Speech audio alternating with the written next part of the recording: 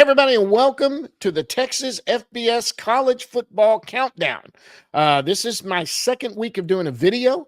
I've started at the beginning of the year just counting down. There's 13 FBS schools. That's Football Bowl Subdivision for college football Division I in the state of Texas. I still believe that the best football in all of the United States is in Texas, from high school level into the college level. In fact, you look at any national championship team, and they are littered with Texas players on them. Um, you know, Michigan may not have had quite as many, but for most of it, especially across the SEC, they're littered with Texas talent. And Texas provides the number one Division I schools, Division I players in all of the United States over California and Florida, who are other big states that do it. And a lot of states provide a lot of good talent, but Texas is just so big that they've done it. Now, we count back from 13 to 1. And not much is changing at the bottom and not much is changing at the top. But I'll tell you right now why Texas is so good. Of the FBS schools, I mean, there are 5 schools up at the top here that are in contention for their conference titles. And they're in contention. One that's not is number 13. So we start out with number 13, same as last week, number 13. And that is University of Texas El Paso Miners. University of Texas El Paso played another team on this list this week. They played Sam Houston, and they got beat 41-21. Sam Houston Bearcats. They come into this coming up week. They're going to be playing at Western Kentucky. Coach Scott Walton there is just, it's tough. Look, UTEP has a special place in my heart because of Babe Laufenberg's son, who went there, and we all know the story. If anybody that don't know the story of Luke, ended up passing away from a very rare cancer, just something none of us want to know. I don't know Babe. I've met a lot of people in the media. I've never met Babe Laufenberg, but I can tell you right now that story touched my heart. I had a son that had an illness that was very scary as a parent, but I never went through what he did. But so UTEP, I'm always going to pull for down there. Maybe they can get things started and get their first win at Western Kentucky. Now let's go to number 12. Number 12, the Rice Owls were going to be number 12. Once again, they are 1-5. They're 1-4. They had a bye week. They did not play this week. They're coming up this weekend. They're going to be playing UTSA. They're going to UTSA. They're going to be hosting that one. Rice, Coach Bloomgren is there doing that. It's tough. They've had one win against Texas Southern. They've really not been in many of the games they're playing in. They lost to Charlotte this last week, 21-20. I think UTSA is probably going to take that one pretty handily. But that hasn't changed. They were the bottom 2 last time, and they don't change after that. But we're going to go to number 11, and number 11 is a new team at number 11 from last week, and they've dropped. But let's go to number 11. Number 11 is the Baylor Bears of the Big 12 Conference. Baylor, they lost again this week, and pretty bad to Iowa State. Now, Iowa State's a good team. They're a ranked team. They lost 43-21. Dave Aranda is on his way out, and it doesn't get any easier. Now, they do have a bye week this week, which maybe they can regroup and get it together. But after the bye week, they go and they're going to, let's see, what are they doing after the bye week? They are going to play in Lubbock at Texas Tech. And we'll see. This is probably his last year. I don't think Aranda's going to survive this, especially after what he inherited coming in. Matt Rule left that program in a good place, and Dave Aranda has just not had much success there going forward. So let's get into our top 10. Top 10 is next. Let's go to number 10. Number 10 is the UTSA Roadrunners, University of Texas at San Antonio Roadrunners. They were 2-3. They're 2-3 overall. They were off this week. They didn't play this week, but they come back, and they will be hosting Rice on the 12th this Saturday, a game they should win. Jeff Traylor, head coach there, has done good things with University of Texas San Antonio. He's actually makes pretty good money too. He signed a contract worth $3 million a year. A lot of people thought he might be up for the Tech job when that job came up. He's still there at UTSA. It's hard to look. UTSA, he has really built that program, but I think this is still a stepping stone. He's probably looking for bigger things. Another high school Texas, another high school coaching legend, Jeff Traylor, who came out of the high school ranks into the college ranks before taking the head coaching job at UTSA. Now we go into number 9. Number 9 is the TCU Horned Frogs. TCU lost to University of Houston 30-19. Not good at all. And TCU is off this week. They go on a bye week this week, and then they go to Utah, which isn't good. Utah is playing really well. They're leading the Big 12. TCU, Sonny might, his rear end might be getting warm because that seat might be getting a little warm there. Jeff Wilson disagrees with me because he played in the national championship game a couple of years ago, but 3-3 heading to Utah after a bye week. Then they go, they host Texas Tech, then they go to Baylor. Look, they should beat Baylor, but I mean, this schedule isn't lining up for them. I mean, look, let's look at the schedule here. They got Utah. That's probably a loss. Go to Texas, or they host Texas Tech. I would guess that's probably a loss. They could probably beat Baylor. Then they host Oklahoma State. Probably a loss. Then they go to Arizona. Arizona and Cincinnati. They might be playing for bowl eligibility by then. They're 3-3 right now. Looks like they've got at least 2 more losses coming after that week that'll put them at 3-5. Let's see the wins. They probably got 1, 2. They might end up with 6 wins. I don't know that they're going to be bowl eligible at TCU. They come in at number 9 this week. And then we go to number 8. Number 8 are the Houston Cougars. Will Fritz and the Houston Cougars, who had a great win this week. Look, their record is 2-4. I know TCU is 3-3, but when you're that close and you beat one team, you get to jump that team. That's the way I feel about it, especially this early in the season. We're getting about halfway through this thing.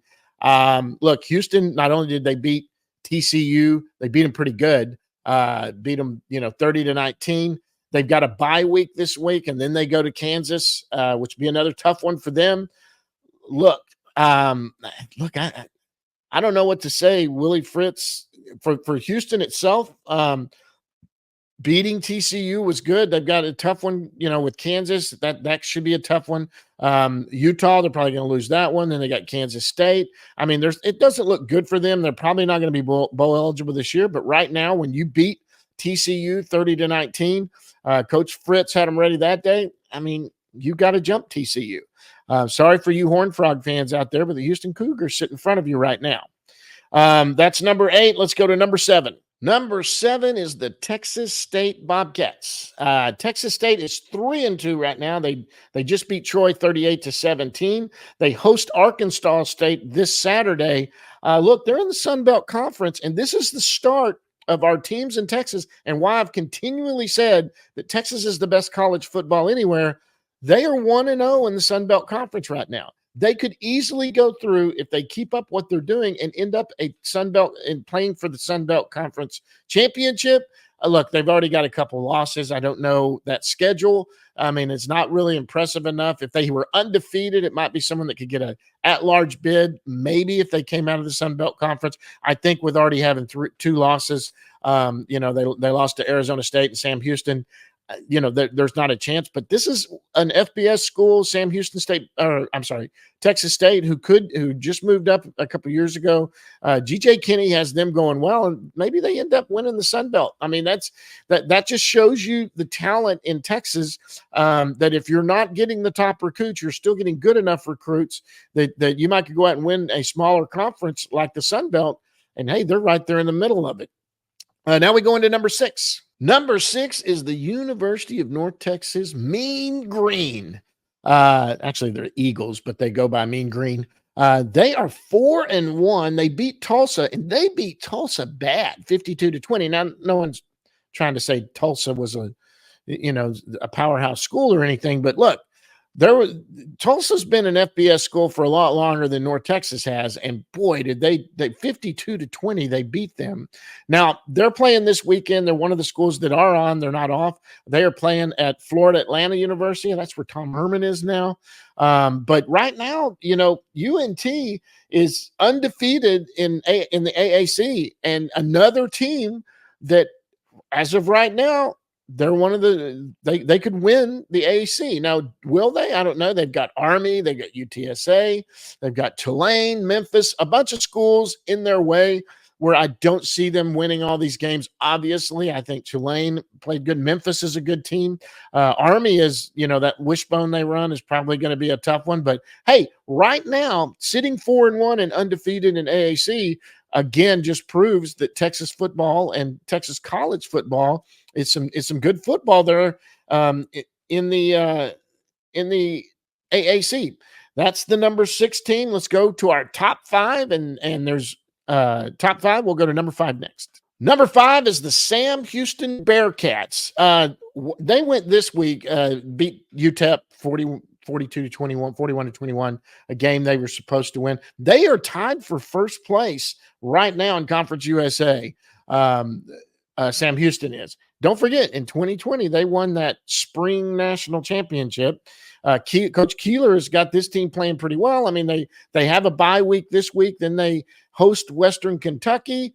Then they have FIU, Louisiana Tech, Kennesaw State. I mean, there is a play. Liberty, probably one of the tougher ones when they get to Liberty. But this is another team that is 4-1 overall, 5-1 overall. And they are first right now in Conference USA. Sam Houston, I mean, like we said, at the top of this up here, at the top of the FBS here in the state of Texas, all these teams are competing for their conference championships. That's the top 5. Now let's get into our top 4. Number 4 is next. Number 4, the Texas Tech Red Raiders. Joey McGuire has the Texas Tech Red Raiders 5-1. They beat Arizona 28-22. They do have a bye week this week. And then after that, they do host Baylor on the 19th. They don't play this week. They are sitting at the top of the Big 12. They're undefeated in Big 12 play. Now, are they going to win the Big 12? I wouldn't put it past them. I mean, this is a team that scores a lot of points. They do, even though Joey McGuire was a defensive coach, they tend to give up a few points. Again, after Baylor, they're going to go to TCU. They're going to go to Iowa State. That's a tough one to win there. Then they play Colorado at home. Another tough one right there. Oklahoma State and West Virginia look likely lose a couple of those games at least coming out of there. But right now, when you're sitting undefeated in conference play in the Big 12, you control your destiny, and they do control their destiny, and that's good for Texas Tech and the Red Raiders. And now we go to our top 3, where it didn't change from last week. But boy, we got something different to say about them. Let's go to number 3. Number 3, the SMU Mustangs. Hey, listen, don't sleep on the SMU Mustangs. They went and they have done nothing. They beat TCU. They beat Florida State, who is very down. So that's a down Florida State. But I don't care. When you think of SMU and you think of Florida State, you obviously think Florida State, that's just a win. You mark that on your calendar that's a win. But Brett Lashley is not taking that for granted. He beat Florida State. Then he goes and he plays at Louisville, number 22 in the country right now, and he beat Louisville, and he beat them pretty good, 34-27. This team is 5-1 right now. SMU is number 1 in the ACC. The ACC right now, they're 2-0 in ACC play and undefeated. And they are, look, this is a team that after this, they got Stanford. That's a game they can win. They play Duke. That's obviously another game they can win. They do have a bye week this week to get ready for Stanford. Then they play Pitt. They host Pitt, number 22 in the country. That's going to be Boston College playing good this year. Not a game that they can't lose. If you've beaten Louisville, TCU, and Florida State, you're hanging with these teams. Then they go to Virginia, and then obviously Cal to end the season. The AAC, the ACC, the Atlantic Coast Conference. I mean, this is the Atlantic Coast Conference. SMU moved up to a Power 5 conference, and right now they're undefeated in it. You can't do anything. Now, what's the difference between SMU and number 2 Texas A&M? I've said this over and over, and it's one of my things I've said over and over. When you look at teams that are tied, like you look at all these teams that have 1 losses, it starts with UNT, Sam Houston Tech, SMU, and Texas A&M. All have 1 loss. How do these teams play against each other on a neutral site? That's where all this goes to. I think Sam Houston would beat UNT. So that's why they were ahead of UNT on a neutral site. Do they beat them if they played them 10 times? Do they beat them 10 times? No, they probably beat them 6 times, 7 times. North Texas is capable of beating them there.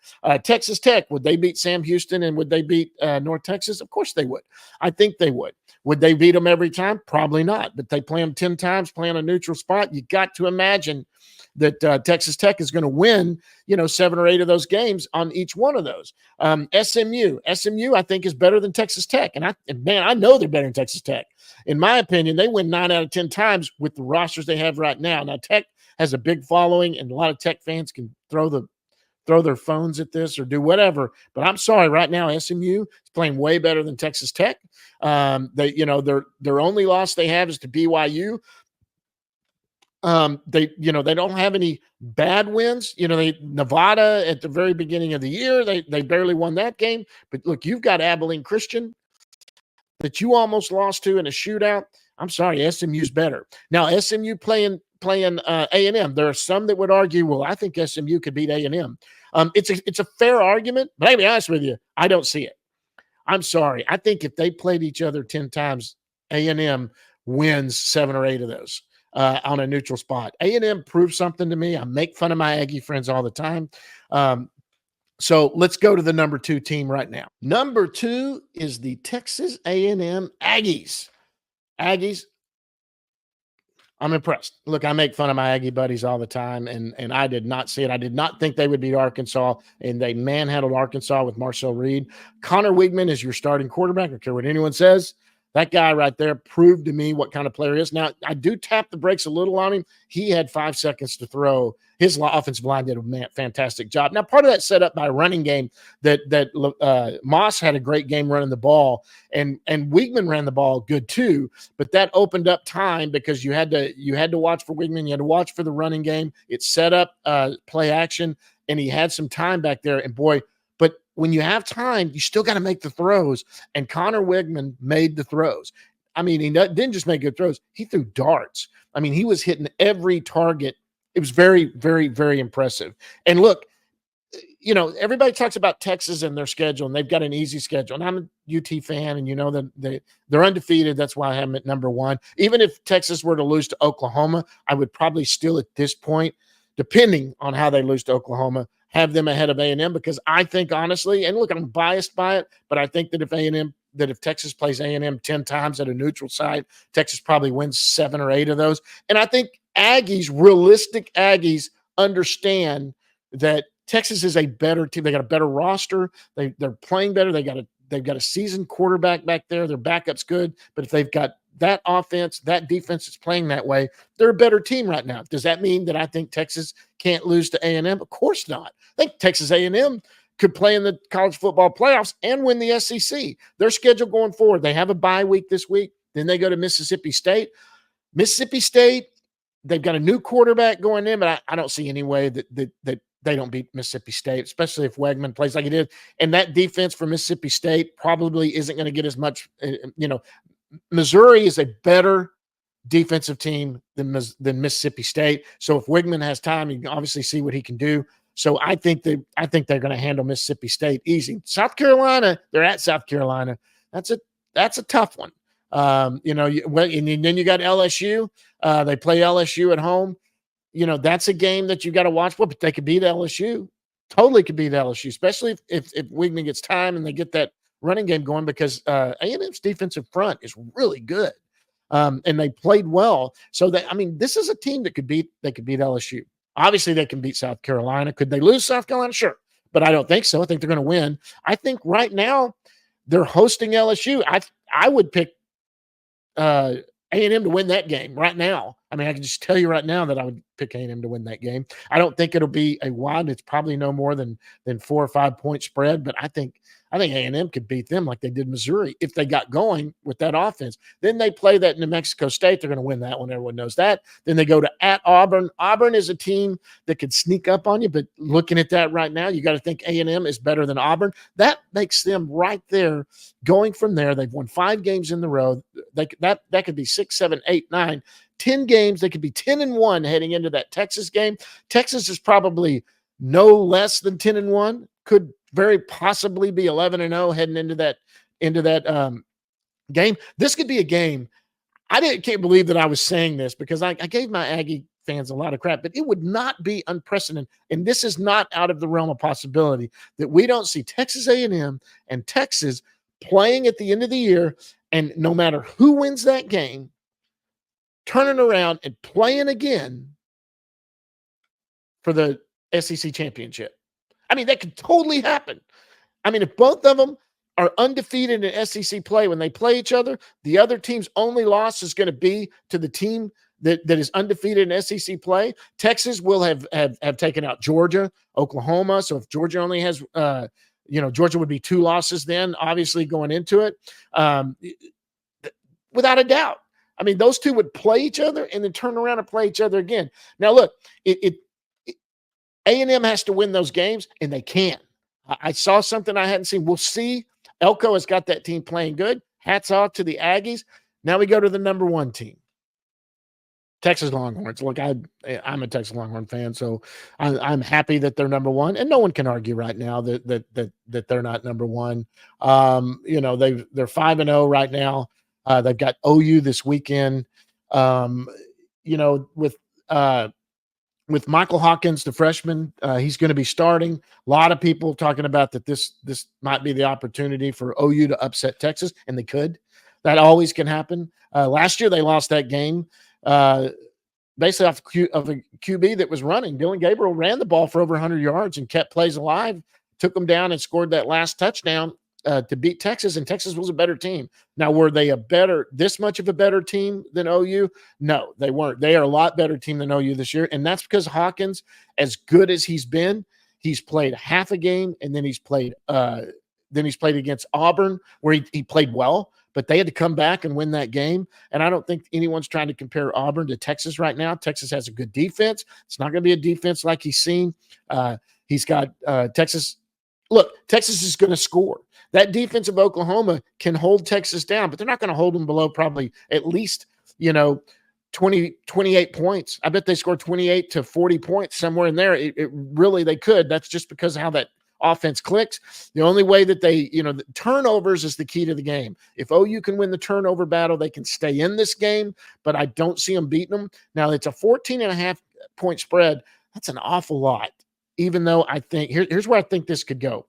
If OU covers and stays within 14.5, which first of all, OU could win outright.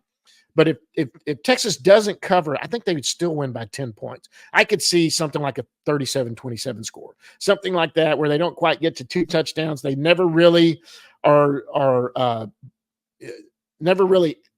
There at no point do you really feel like they were going to lose the game, but they kept. There are times when OU's within a touchdown or they're within a field goal, but Texas just continually takes the ball and goes down the field and scores when they need to. You could see that. I could also see I think that if Texas covers the spread at 14.5, I think it could be a game that could be a little ugly. And I just think that there's a point where you're going to depend on Michael Hawkins or Hawkins to have to be coming back when he's having to come back from, say, they get down 14 or 20 points or 17 points, something like that. He's going to have to start making plays. You need to get some quick scores and go. I don't know that he's the quarterback quite yet that can do that just because he's a freshman. This is going to be the best defense he's faced. And when you open that up and it turns into him having to throw like that, that's where you might run into some issues.